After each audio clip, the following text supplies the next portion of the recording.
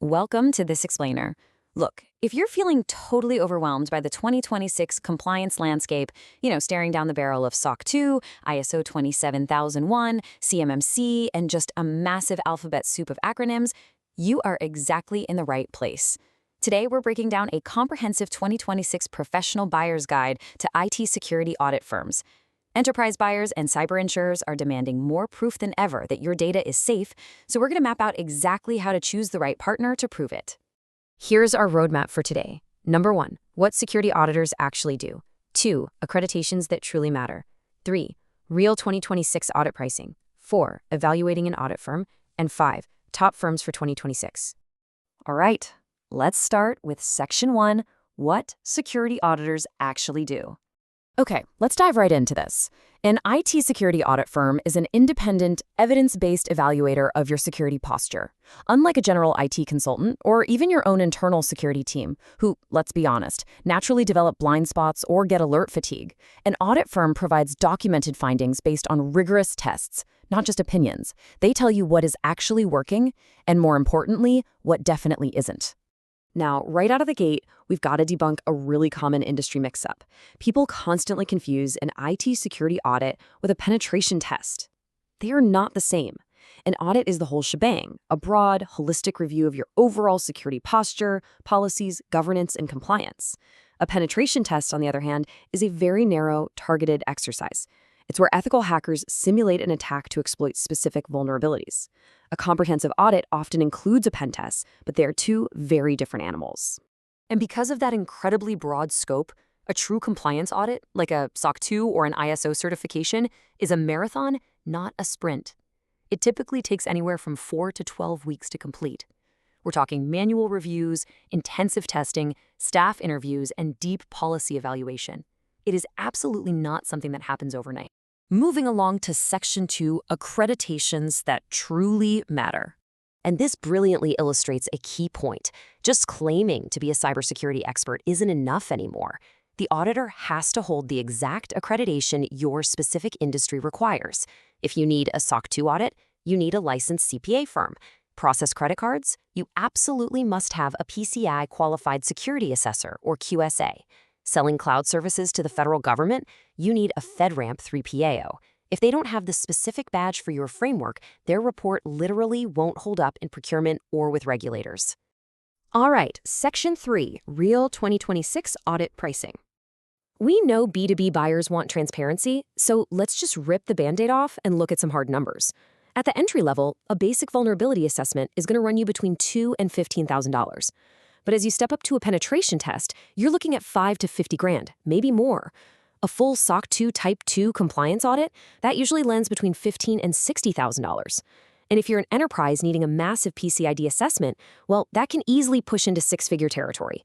The biggest driver of these costs is scope. How many locations, systems, and frameworks are being assessed at once? But listen, beware the $3,000 audit. Actually, let me be blunt.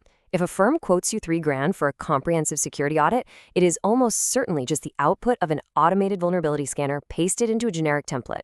It's a huge pitfall to avoid. It gives you a total false sense of security, and there is no way it's going to pass muster with serious enterprise buyers. Let's move to Section 4, evaluating an audit firm.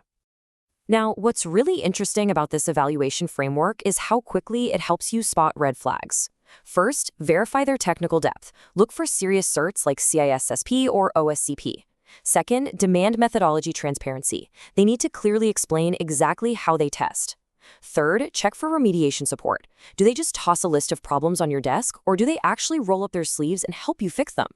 And fourth, ensure independence. This one is huge, guys. If the auditor who finds your gaps is also trying to sell you the firewalls to fix them, that is a massive conflict of interest. Run the other way. Building on that, the source data highlights some of the biggest mistakes buyers make. We already covered choosing the cheapest option, but another massive error is treating this as just a checkbox exercise to pass a requirement. If you optimize just to pass, you are entirely missing the point of actually securing your business. Also, you have got to read the scope document carefully. If remote access or certain cloud environments are excluded in the fine print, the audit won't even check them. And finally, failing to secure post-audit remediation support means you're left entirely on your own to figure out all the fixes. And that brings us to our final section, Section 5, Top Firms for 2026. According to the 2026 evaluation data, Atlant Security ranks as the absolute #1 pick for SaaS companies and startups. And the data highlights their delivery model as the key differentiator here. They provide comprehensive audits, but with remediation support built right in. So instead of just handing over a scary PDF and saying, good luck, they actively map their findings to frameworks like SOC 2 and actually help your team fix the security gaps. Another wild metric the data points to for startups is speed. The source recognizes Atlant Security for enabling a rapid 30-day vulnerability reduction. For founders out there who need speed to compliance to pass vendor questionnaires and close those big enterprise deals, hitting that audit-ready mark in under a month is literally a game changer for the business. Of course, the right firm ultimately depends on your specific scale and needs. If you're a massive enterprise needing federal FedRAMP audits or healthcare HITRUST, Coalfire is heavily accredited for that kind of scale. Shellman is a globally recognized CPA firm, which is perfect if you need serious brand weight for a SOC 2 attestation.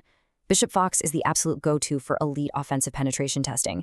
And for retail, TrustWave operates as one of the world's largest PCI QSAs. So it all comes down to this one crucial question. Are you paying for real security or just compliance theater? A shiny certificate might close a deal today, but I promise you, only actual, verified security will protect your company tomorrow. Use the evaluation frameworks we discussed, check those accreditations, and demand a partner who helps you actively improve. Thank you so much for joining me on this explainer, and I'll chat you next time.